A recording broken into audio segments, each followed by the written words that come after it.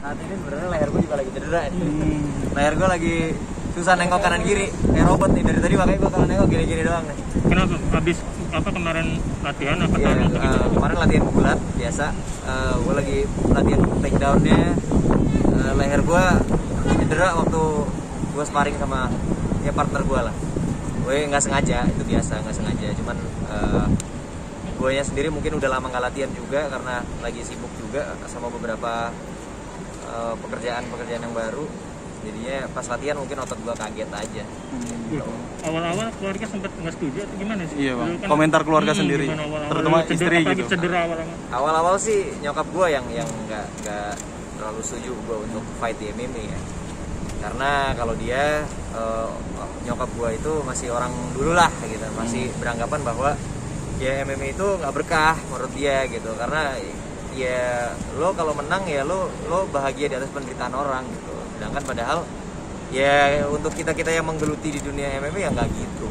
Kita semua ya profesional aja ya, cuman ya fight gitu. Kalau misalnya kalah menang kita tetap temenan. 2 kali gue fight, lawan gue sampai sekarang sama gue juga masih baik-baik aja, kita masih temenan.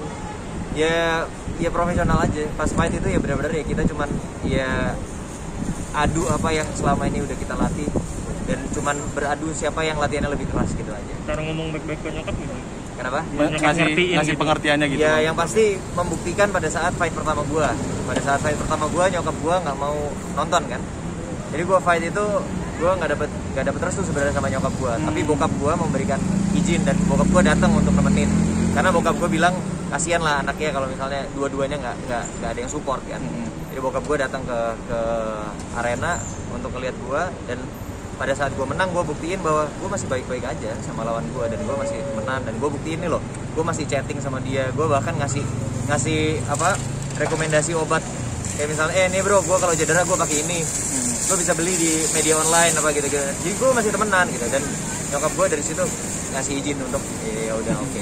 Akhirnya luluh gitu bang. Akhirnya luluh kalau ya ini memang sport gitu. Sampai sekarang nyokap masih agak khawatir kan kalau ngikut tarung lagi. Khawatir sih masih ada pasti, yang namanya orang tua ya masih ada lah. Cuman udah lebih memberikan izin sih sekarang gitu. Total udah berapa pertandingan sih bang yang udah dimainin kalau sama untuk yang di TV sih ya baru 2 ya. Tapi kalau yang tidak profesional udah banyak sih. Sebenarnya dari zaman masih di Surabaya dulu juga sampai ke Jurcap segala macam. Bahkan gue sampai patah tulang dulu. Gue kalau dilihat di sini gue punya tulang yang satunya nggak ada. Jadi di sini gue patah, di sini juga gue ada tulangnya, di sini nggak ada di belakang. Jadi sebenarnya udah ya banyak juga cedera yang patah tulang atau segala macam dari dulu. Cuman untuk masuk ke MMA yang ke oktagon yang profesional baru 2 kali.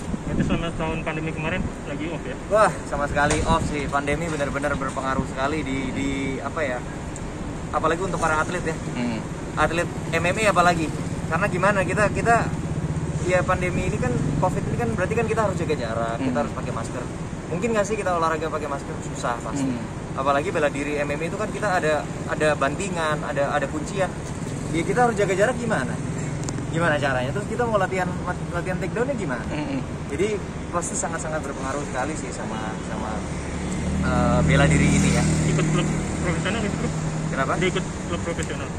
Udah ikut gabung gitu? Oh enggak. Saya tetap eksibisi. Kenapa? Saya kontrak sama pihak One Pride itu masih di eksibisi aja. Karena gue bilang begini, pekerjaan utama gue ya adalah aktor dan ya penyanyi, entertainer, bukan seorang fighter gitu. Kalau profesional fighter artinya profesi gue ya seorang fighter, berarti gue harus mendedikasikan hidup gue ya untuk fight aja. Ya gue nggak bisa kerja yang lain. Hari ini gue nggak mungkin ada di sini, ya pasti gue harus latihan every day gitu. Ya itulah adalah profesionalnya seorang fighter. Dan gue nggak mungkin, karena gue sudah lebih lama memupuk pekerjaan gue ya yang dari entertainment ini.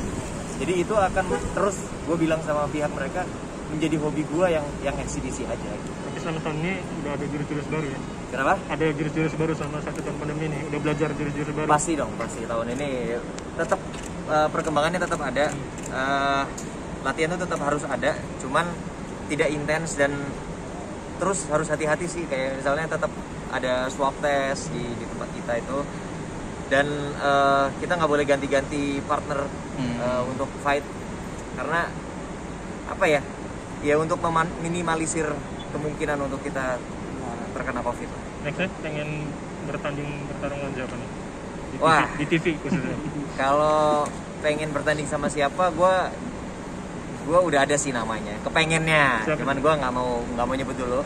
Yang pasti sih kalau gue akan sangat tertarik kalau gue mendapatkan lawan yang striker juga gitu. Karena selama ini gue dapetnya grappler kan. Yang orang-orang yang pasti dia kepengennya langsung take down, main di bawah gitu. Jadi gue akan mendominasi di striking gue gitu. Jadi gue akan merasa apa ya, ada warna yang baru kalau gue dapat lawan yang memang striker juga. Wah, itu pasti gue akan merasa ada tantangan sedikit di atasnya, pasti akan berat juga. Itu sih pengennya. Ada namanya dalam kepala gue, cuman gue nggak mau sebut dulu. Nanti lah kalau lagi Cyber pasti gue sebut McGregor. bos. Bro, kalau lawan itu ya bayarnya kan udah gede, nggak usah latihan bro, kalah juga nggak apa-apa bro. Iya aja. DLE ya. Hah? DLE. Gue iyain aja. Kalau lawannya mereka, maksudnya kan nggak peduli kalah menang, bayarnya juga gede banget bro. Ya kalau di sini kan nggak kayak gitu. Tapi kepengen ya DLE ya. Kepengen sih, cuman gini, gue menyadari bahwa gue agak terlambat untuk memulai bela diri ini. Gue aja sekarang udah tahun ini 31. Sedangkan mereka yang di luar negeri itu mereka umur 32 udah pensiun. Mereka udah pensiun semua karena udah jadi champion dan segala macamnya. Karena mereka mulainya udah lebih awal. Mereka udah dari belasan tahun itu udah ya profesionalnya itu tiap hari udah latihannya begitu dan fight terus gitu. Kan kalau gua baru mulai sekarang itu udah sangat-sangat terlambat sih.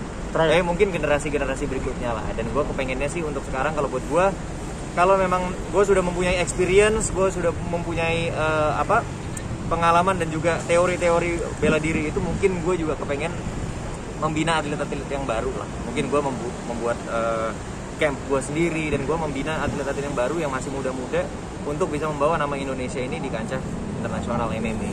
Idola lu siapa bro? Khabib, McGregor? Kenapa? Idola gue tetap Conor McGregor sih. Walaupun Khabib itu bisa dibilang tahun lalu 2020 dia dinobatkan sebagai petarung terbaik sepanjang masa. Tetapi menurut gue tetap tanpa Conor McGregor, Khabib tidak akan sebesar sekarang. Karena gini, orang mau ngomong apapun, orang mau bilang Conor McGregor itu cyborgnya kelewatan, men, ya itu adalah sisi promosi dari fight ini.